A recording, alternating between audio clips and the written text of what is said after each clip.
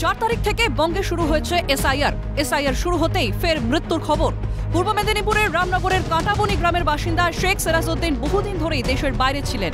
বর্তমানে দীঘায় একটি হোটেল খুলেছেন তিনি। এসআইআর শুরুর দিনই কাগজপত্র বের করতে গিয়ে দেখেন তার বাবার নামের বানান ভুল রয়েছে। তারপর থেকেই বেশ চিন্তায় ছিলেন সিরাজ। আতঙ্কে হৃদরোগে আক্রান্ত হয়ে পড়েন তিনি এবং দীঘা স্টেট জেনারেল হাসপাতালে চিকিৎসা চলাকালীন মারা যান। অভিযোগে সরব রামনগরের তৃণমূল বিধায়ক অখিল গিরি। বিভিন্ন জায়গায় এই যে এসআইআর নিয়ে যে আলোচনা চলছে, উনি শুনতে পাচ্ছেন দীঘা যাচ্ছেন, ডেলি দেউলিহাটে যাচ্ছেন, চায়ের দোকানে শুনে উনি একদম আতঙ্কিত হয়ে।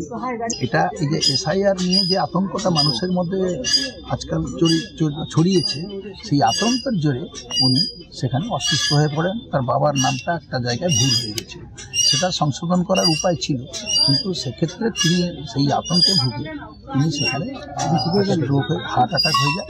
হার্টে হয়ে পরে হসপিটালে নিয়ে গেলে তাকে মৃত বলে ঘোষণা করা হয়। এসআইআর নিয়ে তৃণমূল আতঙ্কিত আর কেউ নয়, দাবি কাঁথির বিজেপি সাংসদ সৌমেন্দু অধিকারী। তারা আতঙ্কিত এই কারণে, যেখানে এই ভোটার লিস্ট থেকে মৃত ভোটার, স্থানান্তরিত ভোটার, বেশ কিছু অনুপ্রবেশকারী, এরা সমস্ত বাদ যাবে এসআইআর হওয়ার ফলে। তার ফলে এরা ছাপ্পা দিয়ে যে এদের ভোট মিশনারিকে এরা ব্যবহার করে, প্রশাসনকে ব্যবহার করে, সেটা বন্ধ হয়ে যাবে। তার ফলে তারা আতঙ্কিত।